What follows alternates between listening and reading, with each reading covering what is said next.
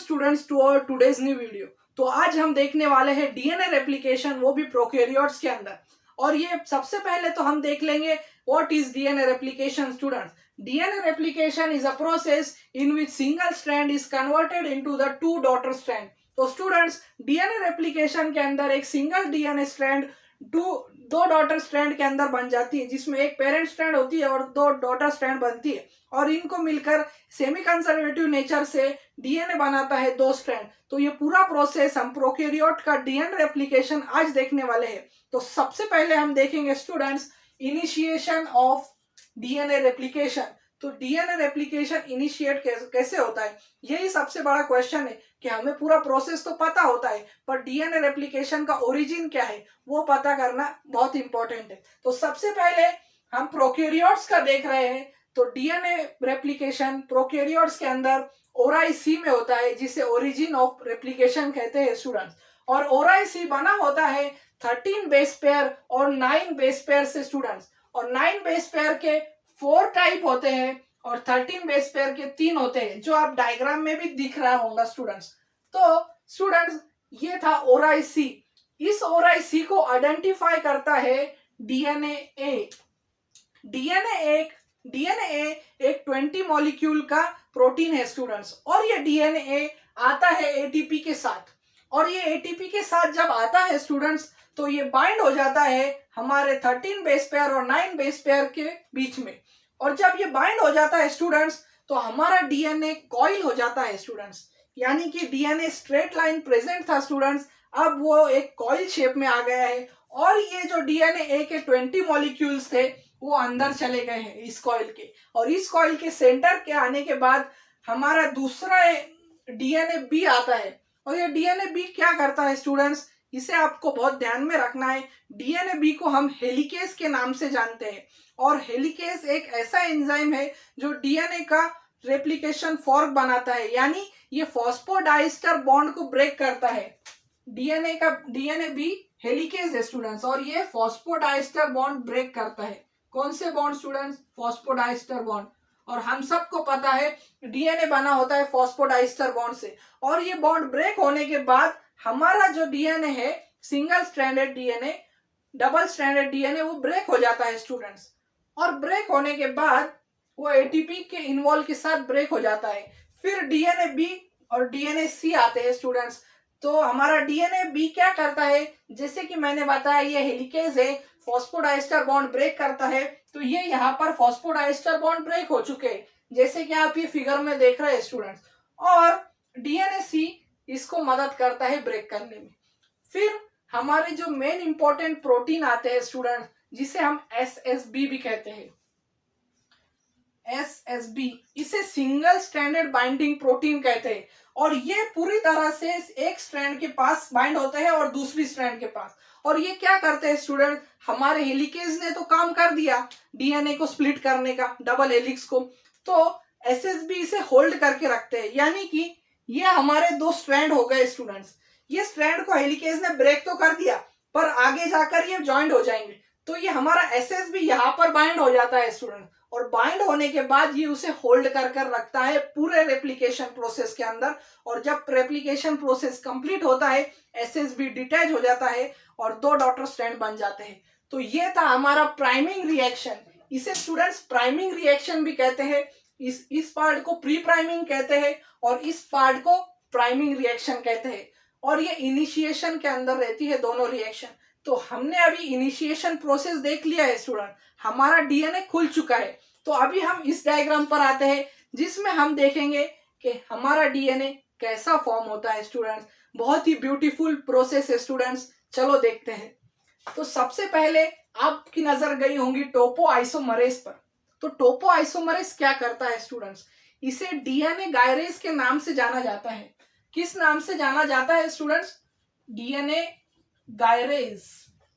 और ये क्या करता है स्टूडेंट्स, ये सुपर कॉइलिंग को रिलैक्स करता है।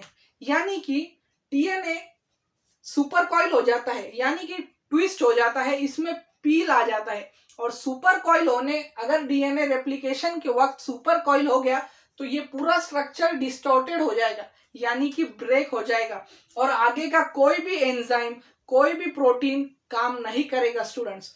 तो DNA topoisomerase play a very important role in the DNA replication. तो डीएनए टोपोआइसोमरेज इसे सुपर कॉइलिंग से बचाता है। फिर हमारा जो हेलिकेज है हमने यहाँ पर देखा था, ये यहाँ पर होल्ड करके रखा है। तो सबसे पहले अभी हम इनिशिएशन के बाद आ गए हैं इलोंगेशन प्रोसेस पर स्टूडेंट्स। तो इलोंगेशन प्रोसेस में दो पार्ट है, एक लीडिंग स्ट्रैंड बनता है और एक लैगिंग स्ट्रैंड बनता है।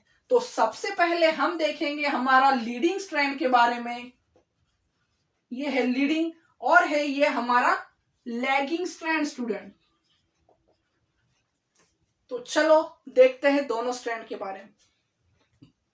जो हमारा प्राइमरी पॉलीमरेज एंजाइम है वो है डीएनए पॉलीमरेज 3 स्टूडेंट। जैसे कि डीएनए पॉलीमरेज इन्वॉल्व होता है न्यूक्लियोटाइड के एडिशन में, यानी कि ये डीएनए में न्यूक्लियोटाइड ऐड करता रहता है इधर से। तो पर ये एक्ट करता है 5' to 3' के अंदर, और इसे चाहिए पहले एक प्राइमर या प्राइमेज प्रोटीन। तो स्टूडेंट्स ये जो हमारा यहाँ पर आप प्राइमेज देख रहे हैं, ये है आरएनए पॉलीमरेज, जो काम करता है सबसे पहला न्यूक्लियोटाइड ऐड करने का। यानी कि फ्री एंड पर हमारा डीएनए पॉलीमरेज काम नहीं कर सकता स्टूडेंट्स। डीएनए पॉलीमरेज तभी एक्ट करेगा जब उसे प्राइमेज एक सब यूनिट बना कर देगा या एक चेन बना कर देगा छोटी सी, और इसके बाद उसका जो फ्री 5' बॉन्ड होगा, उसका जो 5' एंड होगा, वहां से हमारा डीएनए पॉलीमरेज स्टार्ट होता है। और डीएनए पॉलीमरेज के साथ आप ये ब्लैक कलर का स्ट्रक्चर देख रहे होंगे स्टूडेंट्स, ये है एक क्लैंप, क्योंकि डीएनए पॉलीमरेज का स्ट्रक्चर एक बहुत बड़ा है जिसमें क्लैंप लोडर होता है, और ये क्लैंप होल्ड करता है दोनों स्ट्रैंड्स को ऐसे, और ये क्लैंप उसे लूज नहीं होने देता, और फिर ये पूरा प्रोसेस चलता है लास्ट स्ट्रैंड तक जाने तक। तो ये क्लैंप होल्डर है, इसे क्लैंप लोडर भी कहते हैं स्टूडेंट्स। तो ये क्लैंप है। जब हमारे प्राइमेज ने यहाँ पर इसे एक न्यूक्लियोटाइड डालकर दे दिया, तो हमारा डीएनए पॉलीमरेज स्पीड में चलता है और यहाँ पर ऐड करते चलता है न्यूक्लियोटाइड। ये तो हो गया लीडिंग स्ट्रैंड का। पर यहाँ पर लैगिंग स्ट्रैंड में हम देखने वाले हैं कि आपने देखा होगा ओकाजाकी फ्रैगमेंट्स। ये फ्रैगमेंट्स क्यों बन रहे हैं स्टूडेंट्स?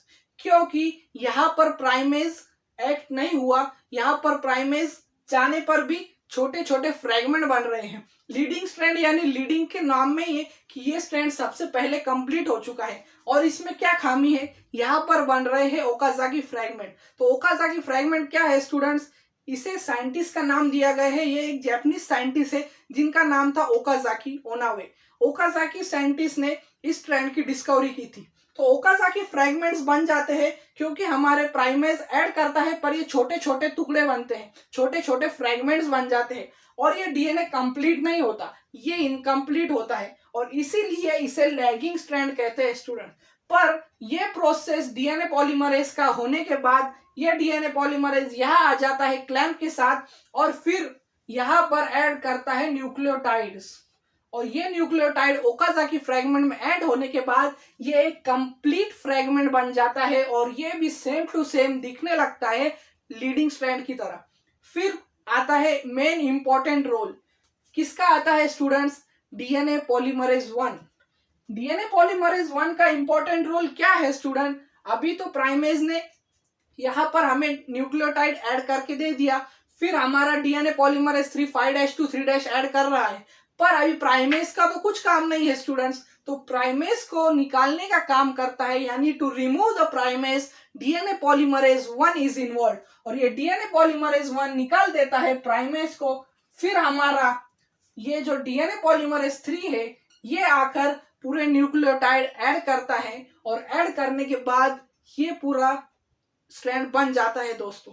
तो ये था इलोंगेशन के बारे में। स्टूडेंट्स आप सोच रहे होंगे कि ये जो जॉइंट्स थे ओकाजाकी फ्रैगमेंट्स के, इसमें न्यूक्लियोटाइड तो ऐड हो गए, पर ये जॉइंट सील कैसे होंगे?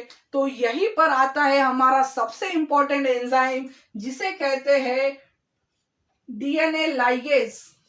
आपने भी नाम सुना होगा स्टूडेंट्स, इसे कहते हैं डीएनए लाइगेज। ये दो स्ट्रैंड को, यानी ये दो स्ट्रैंड है, इसे जॉइंट करने का काम करता है और सील करने का काम करता है, और यहाँ पर भी और यहाँ पर भी। जब डीएनए लाइगेज पूरा सील कर देता है, फिर से हमारा डीएनए पॉलीमरेज 3 यानी ये जो न्यूक्लियोटाइड ऐड कर रहा था स्टूडेंट, उसका दूसरा फंक्शन भी है यानी प्रूफ रीडिंग का। तो प्रूफ रीडिंग क्या है स्टूडेंट? प्रूफ रीडिंग के अंदर हमारा डीएनए पॉलीमरेज 3 पूरा चेक करता है कि एडेनिन थाइमिन के साथ ही पेयर हुआ है और ग्वानिन साइटोसिन के साथ, और उनके डबल बॉन्ड और ग्वानिन में ट्रिपल बॉन्ड फॉर्म हुए हैं या नहीं। ये प्रूफ रीडिंग करने के बाद ही ये पूरा प्रोसेस होता है कंप्लीट इलोंगेशन का। और इलोंगेशन का प्रोसेस होने के बाद चलो अभी हमारा स्ट्रैंड्स तो बन चुका है, अभी हम देखने वाले हैं टर्मिनेशन कैसे होता है स्टूडेंट। तो ये जो स्ट्रैंड्स आप देख रहे हैं स्टूडेंट्स, ये आगे आ जाते हैं और इधर इसके अंदर प्रेजेंट होते हैं हमारा टर सीक्वेंस। आपको रिमेंबर करना होगा स्टूडेंट्स, यहां पर आ गया है टर सीक्वेंस, जिसे TER भी कहते हैं स्टूडेंट्स, TER यानी टर सीक्वेंस। और ये टर सीक्वेंस कब आता है? जब टर्मिनेशन के पास हमारा स्ट्रैंड पहुंच जाता है, यानी कि दोनों स्ट्रैंड कंप्लीट हो चुके हैं। और टर्मिनेशन प्रोसेस के अंदर, जिसे हम टर टस कॉम्प्लेक्स भी कहते हैं, आपको अच्छी तरह से रिमेंबर करना होगा, ये इजी है बहुत, टर एंड टस कॉम्प्लेक्स। तो ये टस क्या है? टर तो हमने देख लिया, टर एक सीक्वेंस है जो आने पर टर्मिनेशन होता है। तो टस स्टूडेंट्स, टस एक प्रोटीन है, ये एक प्रोटीन है और ये जाकर बाइंड हो जाता है टर सीक्वेंस के पास। टस प्रोटीन बाइंड हो जाता है, यानी कि हमारा स्ट्रैंड चल रहा है और वहां पर बाइंड हो गया है टस प्रोटीन टर सीक्वेंस पर। और जैसे ही टस प्रोटीन बाइंड होता है, डीएनए रेप्लिकेशन में टर्मिनेशन हो जाता है, यानी कि हमारा टोपोआइसोमरेज भी रिमूव हो जाता है, हमारा हेलिकेज भी रिमूव हो जाता है, डीएनए पॉलीमरेज 3 रिमूव होता है और डीएनए पॉलीमरेज 1 रिमूव होता है। और प्रूफ रीडिंग तो पहले ही हो चुकी थी, तो कोई चेकिंग नहीं होती। और टर और टस कॉम्प्लेक्स जब टर्मिनेशन के बाद दो स्ट्रैंड सेपरेट हो जाते हैं पेरेंटल स्ट्रैंड के जैसे कि ये हमारा पेरेंटल स्ट्रैंड था, यहां से दो स्ट्रैंड बनकर सेपरेट हो जाते हैं, टर टस कॉम्प्लेक्स भी उसे छोड़ देता है, यानी डिटैच हो जाता है। और हमारे रेप्लिकेशन के प्रोसेस में एक स्ट्रैंड से हमें दो स्ट्रैंड मिल चुके हैं, और इसे ही कहते हैं semi conservative nature of DNA replication. तो आज हमने पूरा प्रोसेस देखा, जिसमें इनिशिएशन था, इलोंगेशन था और टर्मिनेशन था। आपको मेरा वीडियो कैसा लगा दोस्तों? आशा है ये सिंपल वर्ड्स में पसंद आया होगा। तो मेरे वीडियो को लाइक करें, शेयर करें और सब्सक्राइब करना ना भूलें। Thank you for watching.